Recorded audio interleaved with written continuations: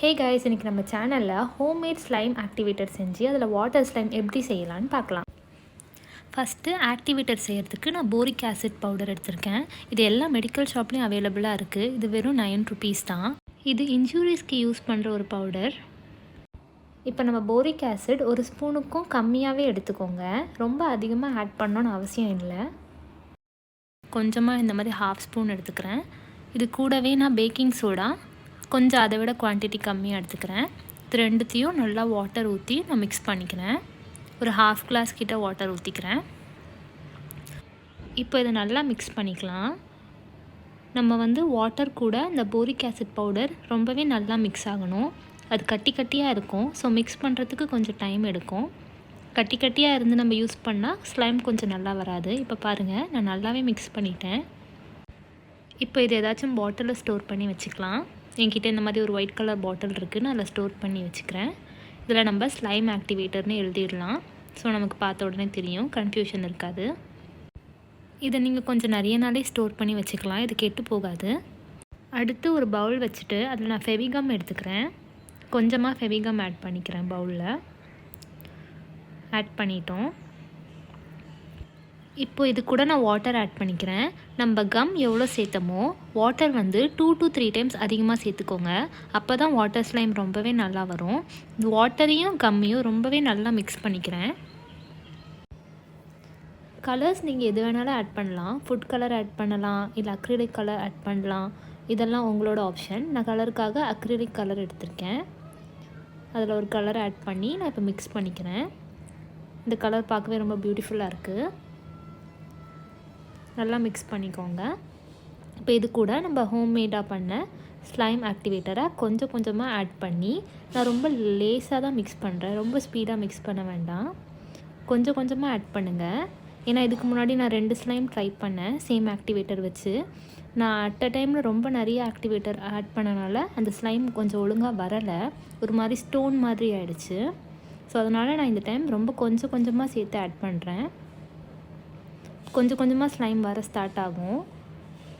நீங்கள் ரொம்ப கம்மியாகவே ஆக்டிவேட்டர் யூஸ் பண்ணிவிட்டு கொஞ்சம் நேரம் நல்லா அதை கலக்கிட்டு அதுக்கப்புறமா நீங்கள் அகெயின் ஆக்டிவேட்டர் யூஸ் பண்ணுங்கள். எடுத்த உடனே நிறைய ஊற்றிட வேண்டாம். இப்போ பாருங்கள், கொஞ்சம் கொஞ்சமாக அந்த ஜெல் மாதிரி வந்துட்டுருக்கு நமக்கு. நான் கொஞ்சமாக ஆட் பண்ணி அகெயின் நான் ஸ்டிர் பண்ணிகிட்டே இருக்கேன். நானும் சேனலுக்கு ஒரு டைமாவது ஸ்லைம் வீடியோ போடணுன்னு சொல்லிட்டு இதுக்கு முன்னாடி 2-3 டைம் ட்ரை பண்ணேன்.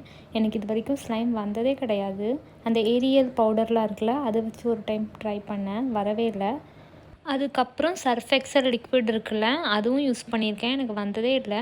ஃபஸ்ட் டைம் எனக்கு ஸ்லைம் நல்லா வர மாதிரி இருக்குது. அதுவும் வாட்டர் ஸ்லைம் எனக்கே வருதுன்னா கண்டிப்பாக இந்த மெத்தட் ஒர்க்கிங் தான். ஸோ நீங்களும் ட்ரை பண்ணுங்கள். இதில் எதுவும் மிஸ்டேக் பண்ணிடக்கூடாதுன்னு நான் கொஞ்சம் பார்த்து ஸ்லோவாக தான் ஸ்லைம் ஆக்டிவேட்டர் ஆட் பண்ணேன். நம்ம உடனே ஆட் பண்ணோன்னா டக்குன்னு நமக்கு ஒரு ஸ்லைம் வந்த மாதிரி இருக்கும். ஆனால் அது லாங் லாஸ்டிங்காக இருக்காது. உடனே அது நல்ல ஸ்ட்ராங்காக ஸ்டோன் மாதிரி ஆகிடும். அதில் விளையாடவே முடியாது. ஸோ முடிஞ்ச வரைக்கும் கொஞ்சம் கொஞ்சமாக ஸ்லைம் சேர்த்து ரொம்ப டைம் எடுத்து நீங்கள் மிக்ஸ் பண்ணுங்கள். வாட்டர் ஸ்லைமுக்கு கண்டிப்பாக டைம் எடுக்கும். பிகாஸ் நம்ம க்ளூ ஒரு பார்ட் சேர்த்தோன்னா வாட்டர் 3 பார்ட் சேர்க்குறோம். ஸோ அந்த வாட்டர் எல்லாமே நமக்கு ஸ்லைமாக கன்வெர்ட் ஆகணும். ஸோ அதுக்கு கண்டிப்பாக டைம் எடுக்கும். நீங்கள் பொறுமையாக பண்ணுங்கள். ரிசல்ட் ரொம்பவே நல்லாயிருக்கும். இப்போ கொஞ்சம் கையில் ஸ்டிக்கியாக இருக்குது. பட் இது கொஞ்ச நேரத்தில் சரியாயிடும். லேசாக நம்ம ஸ்லைம் ஆக்டிவேட்டர் கையில் ஆட் பண்ணிவிட்டு இப்போ பண்ணும்போது கையில் அவ்வளோவா ஒட்டவே இல்லை எனக்கு. இதை நான் அப்படியே க்ளோஸ் பண்ணி வச்சிடுறேன் ஒரு 2 daysக்கு.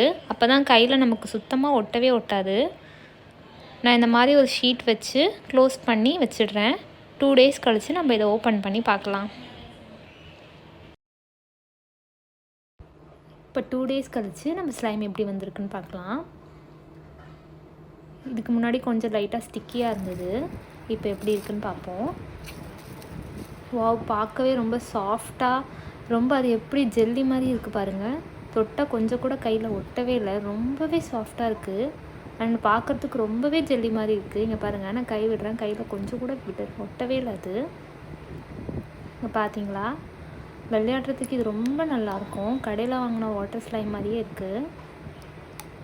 இது நம்ம ஜெல்லி ஸ்லைம் இருக்குல்ல, அந்த மாதிரி தான் வந்திருக்கு. Water jelly slime.